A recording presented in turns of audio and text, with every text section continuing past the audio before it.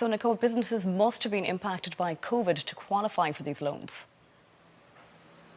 Yes, that's right, Aisling. So these small to medium enterprises, which includes fishers, farmers and food businesses, must be able to show that their turnover or profit has been adversely impacted by 15% due to COVID-19. And once they can show this, they will be able to avail of these loans from €25,000 up to €1.5 million. And if they're looking for a loan of €500,000 or less, they won't have to provide security. Now, these loans are going to have interest rates that are much lower than what's available on the open market, and the caps for these loans and under this scheme are actually much higher than what was previously available under the last credit guarantee scheme. Now, once you get the loan, it can be used for liquidity, for investment, and even partially used to refinance existing loans that you may have. And I've been speaking to Neil MacDonald, the Chief Executive of the Irish Small and Medium Enterprises Association, who's been welcoming this scheme, saying that it needs to last for some time to come.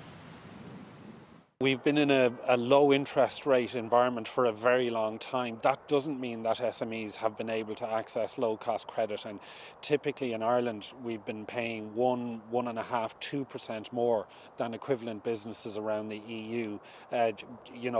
Due to our legal system and so on, the risks associated with lending in Ireland are higher.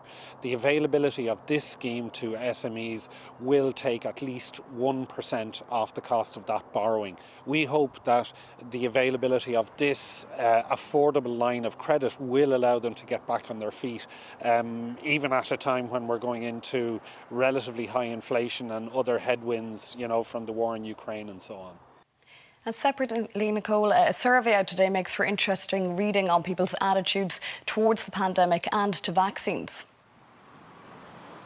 Yes, that's right, Aisling. So this survey was carried out by Ipsos for the Irish Pharmaceutical Healthcare Association, and it shows that 2 out of 5 people believe that the pandemic will never come to an end. However, about half of people believe that it will come to an end someday, while 10% believe that it has already come to an end.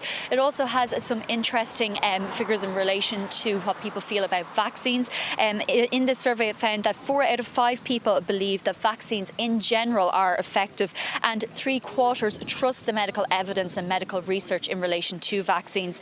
Now, the survey also found that 91% of us have been vaccinated against COVID-19, with 3/4 receiving at least 1 booster dose of the vaccine. And the survey also found that about 1/4 of people, 25%, feel that they would be more inclined to take vaccines against other diseases as a result of having the COVID-19 vaccine. OK, Nicole, thank you very much for that.